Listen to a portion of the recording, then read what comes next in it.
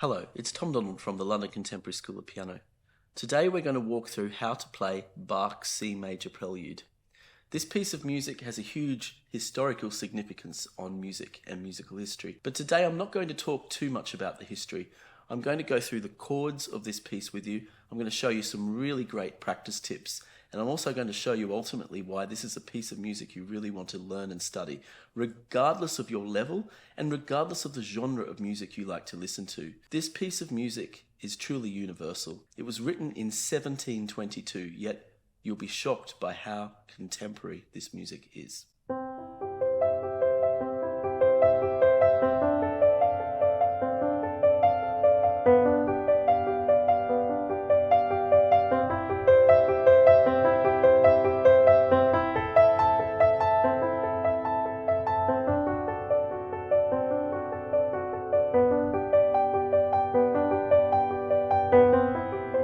When you hear major seventh chords like this, voiced in that way, if I were to ask somebody, well, when do you think that was written? Usually when I do this blind test on students who haven't heard this piece before, I get told, well, 1950s? I don't know, 1960s? No. This piece was written before the piano was even invented. I mean, probably early prototypes of pianos might have been out by 1722, I don't remember, but not the instrument Bach chose to compose on. He wrote this piece on a harpsichord, and the piano was really still not what we know of it as today. Having said that, I am playing today on a beautiful 100-year-old Blüthner grand piano, which was built in Leipzig, the same town that Bach composed his music in. So it's beautiful to play this music on such an instrument of heritage as well. So let's break down this piece. Now, this beautiful piece of music comes from the Bach Well-Tempered Clavier, a book where he explores preludes and fugues in all of the different keys. And that's because he was celebrating the achievement of the equal temperament tuning system, which is really the keyboard crowning moment, its ability to play music in every single scale. I can't go into the historical significance of that in just one tutorial, so let's just talk about the wonderful chords. If you don't listen to much classical music, if you play more pop music, jazz or blues, you should study this piece. It's going to help your jazz playing, your blues playing, your pop playing. And if you're a classical player but you're looking for some foundations, even if you're a complete beginner, this piece is very accessible. It's a true blessing. So let's just go through a way of practicing it. Now, if you look at the music of this piece, you'll notice every bar only has 3 notes, and that note forms a broken chord, a broken triad, with beautiful voicings. So, for instance, the first bar, G, C, E, that's a C major triad in second inversion. Now, I'm using some pedal right now, but you'll notice with that rhythm, there's a little rest between the repetition of the chord. I go to the next bar, I've got a D minor chord, which is A, D, and F. Then a G7 chord, which is G, D, and F. Then I've got G, C, and E, returning back to a C major chord. Then I've got that lovely octave and a fifth interval. I mean, we hear this in Alnaldi compositions today, you know, this sort of type of voicing, this open voicing of a chord. It's octave and a fifth. And Bach is here using it in 1722. Some things never change, right? Then we have a D major. So you'll notice this is quite consistent throughout the whole piece.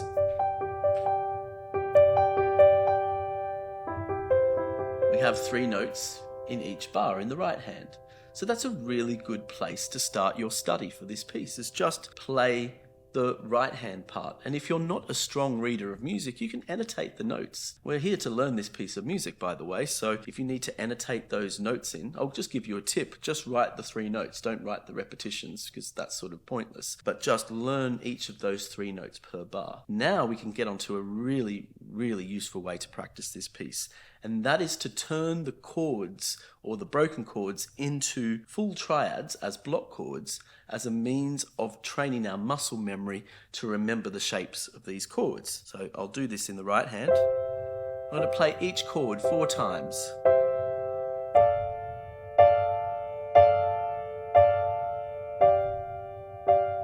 And this really gives me a very good feel of Bach's really lovely voicing that he's using in this chord progression.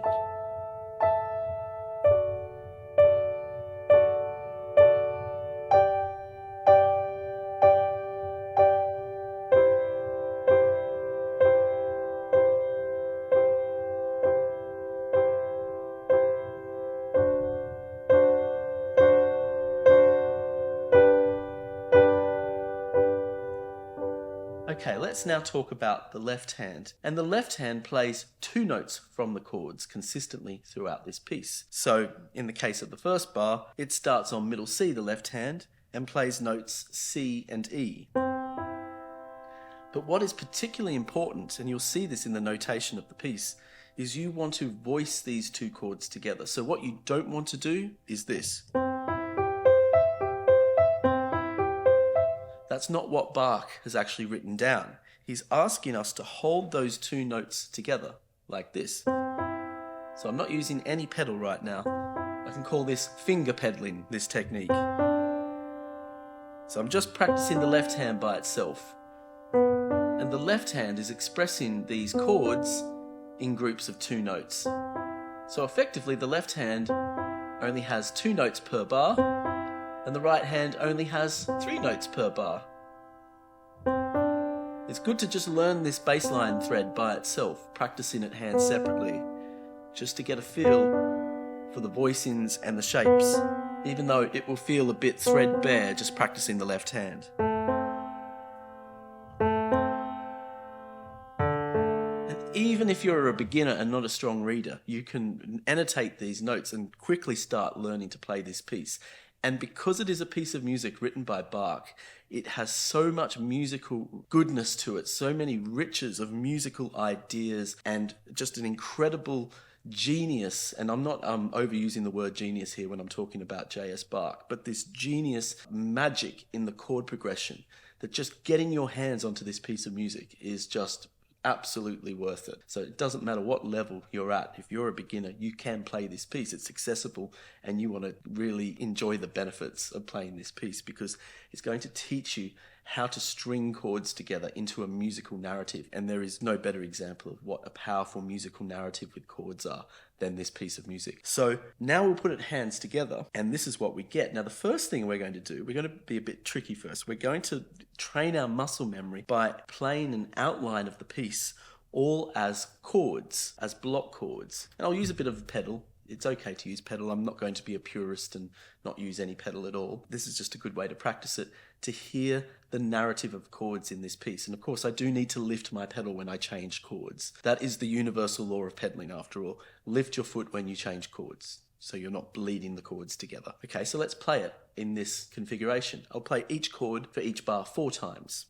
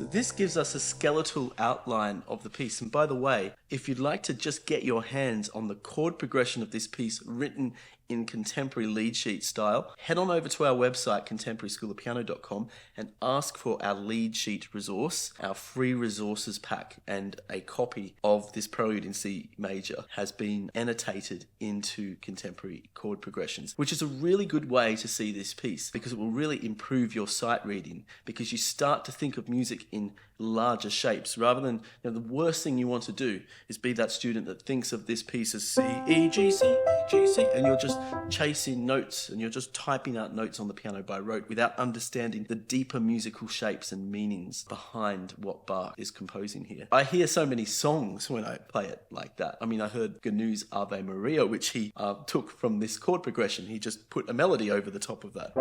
Ave Maria. I thought, well, Bach's written this lovely piece without a melody, put the melody over the top, and which is really cool. So now what we're going to do now, and actually not just Andrew Lloyd Webber, the beginning of Don't Cry For Me Argentina uses this exact chord pattern as well. And there's probably other examples that I don't even know about. So yeah, that's handy when Bach's well outside copyright. So now let's try and look at different ways of playing the piece now, hands together, and interpreting the piece. And I'm not going to go into historical interpretations and get caught up in all of those semantics. I just want you to be able to interpret this piece in a way that's authentic to you. I think that's the most important thing. And there are just different ways you can play it. There are no dynamics written on the sheet music for this piece. Bach is not telling us to play loud or soft because he wrote this piece on a harpsichord, which does not have a dynamic range to it. So that is entirely up to our discretion on the piano. So I'm just going to play it in a bunch of different ways, and I'll give you some tips and suggestions that might help you. I think it's good to consider the first two notes in the left hand. You don't want all of your notes to sound exactly the same, like this.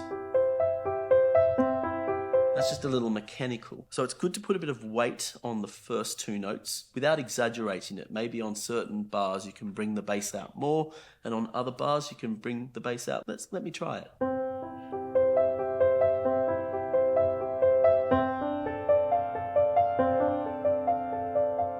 So here I'm really listening to the bass note.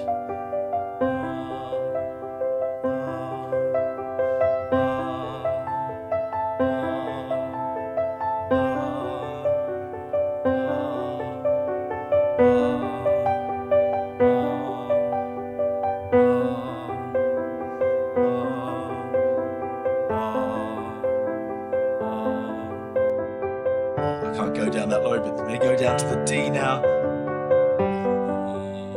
So that's one way of thinking of it, but I can also listen to that note that just sits in the tenor line above the bass.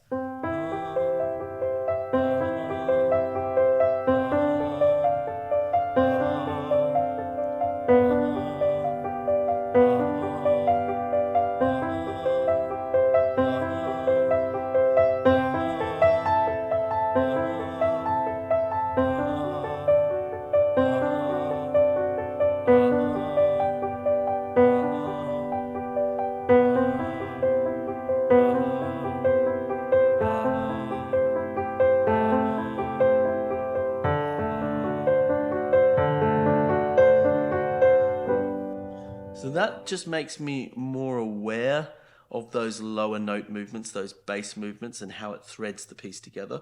And it also stops me from thinking of the right hand as a melody. It's not a melody, unless you're amazing like Bobby McFerrin and you can actually sing all the notes like it's a melody. And if you haven't seen his video of him singing it, it's definitely worth checking out. He actually sings it as an accompaniment for a choir to sing Ave Maria over the top. But putting Bobby McFerrin aside, it's not a melody, it's broken chords. So it's not It's not that. It's a broken chord. It's a chord value. It's not a value of individual notes. So you want the right hand to function as chords, and that's why practicing with some light pedal is useful. It sort of helps you think of the piece like that. So my right hand is slightly, I guess, softer than my left hand, and it's not functioning even when I want to get louder in some of the dramatic, stormy middle parts of the piece with the diminished chords.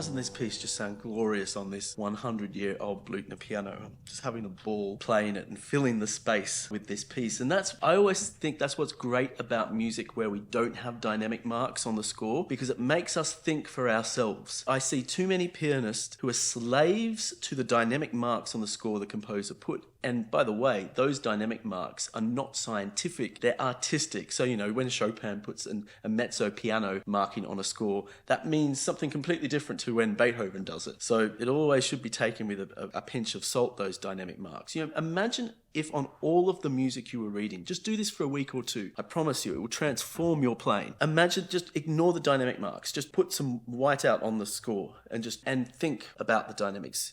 Think, what should this be loud? Should this be, what nuance should this be? What is loud and soft anyway? And play to the space you're in. Play to the piano you're on. It will make you think deeper about the music rather than you making sort of strange guesses that's soft. And when I see students looking at a pianissimo on the music, they just often play with a really weak technique and get scared. Oh, it has to be so soft like I'm. That's not what soft means. That's not what a whisper is. A whisper still needs to have intention, and a shout still needs to have some sort of passion to it, or it's about the context of the composer as well. So it's great that this piece, we're freed from being restricted to a dynamic, bunch of instructions. We actually have to think the dynamics through ourselves. And I'm playing this piece differently to how I would play it on another piano in another space, because I'm being influenced by the instrument I'm on. So we now get onto the topic of dynamics. A good place to start, like if you need a bit of structure or template, is to think of the piece as, you could think of it as a stretch of crescendos. And yes, we're not on a harpsichord. So if any of you are saying, but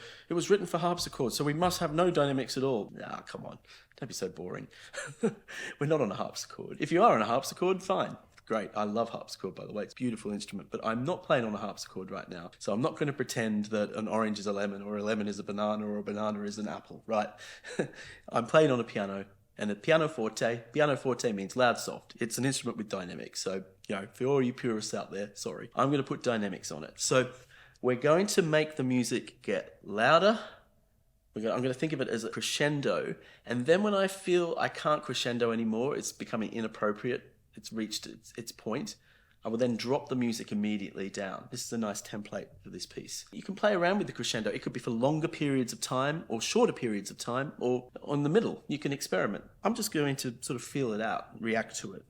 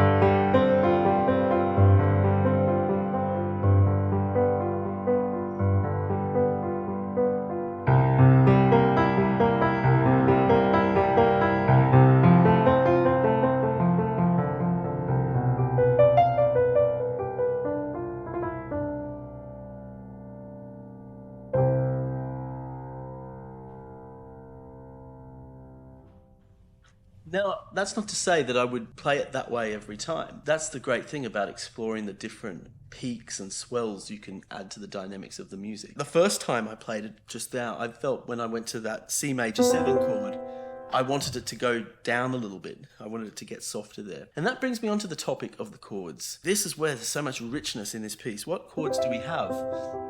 We have a C major chord here, going to a D minor 7 with a C in the bass, to a G7 with a B in the bass, to a C major, A minor.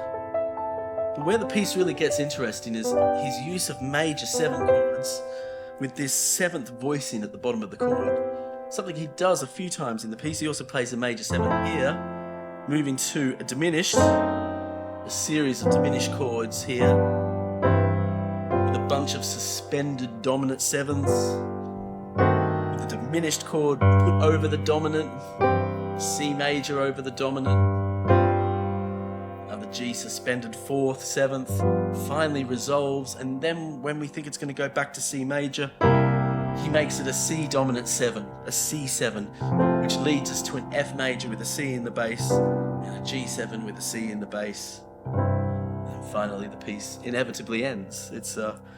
It's truly testament to how to use chords and harmony to create narrative in the music. It's not just like a pop song with 4 chords that cycle around over and over and over and over again, which gets a little bit dull after a while. This is music with narrative. It's just this endless thread of chords, and it's developing, and the story through the chords is being told. And that's why I think dynamics is great for this. However, some of you, you might not want to use as many dynamics. So I'm going to show you an alternative way to interpret this piece that still might have a contemporary twist to it, but might satisfy those of you who want to have more of that austerity to your playing. I guess what the word might be, emotional, being slightly pulled back on an emotional level, not being so romantic with it, so to speak. So it doesn't have to be played in a romanticized way. It can be played in a more rhythmical way, perhaps, that still has really good energy to it. So we don't have to play it in a romantic way. So firstly, I would use no pedal, and I would be a little bit more rhythmical with my chords.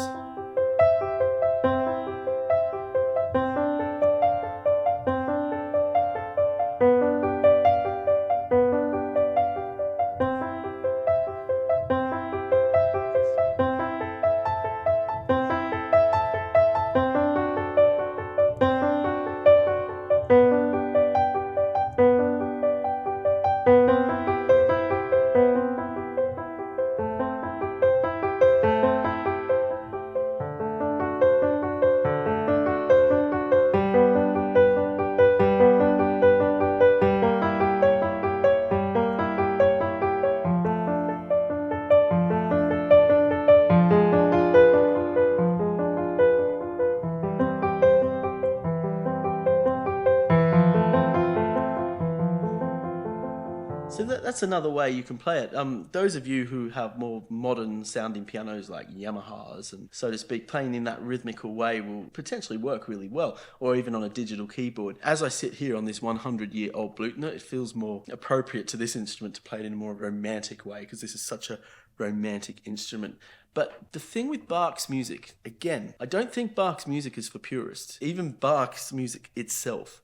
Because Bach's music has this incredible ability to sort of dart between different eras in musical history and be adapted and played in different ways. And this piece is very much an example of that. It's also an example of fantastic chord progression, voicing, writing. And I think this is a piece everyone at some point should study. So I hope you've enjoyed today's tutorial. What you should do if you're a fan of our work at the London Contemporary School of Piano is head on over to our website, contemporaryschoolofpiano.com, to get the lead sheet we have created of this piece from our free resources pack. Or if you're really serious about taking your piano playing to the next level, you might be interested in enrolling in one of our courses, such as the Complete Musician course, which is a new holistic approach to musical education. This is one of the pieces on the syllabus, as well as many other great pieces from all genres of music, popular, jazz, classical. We melt it all together in our special London Contemporary School of Piano melting pot of chords and music, and having a deeper understanding of playing the piano.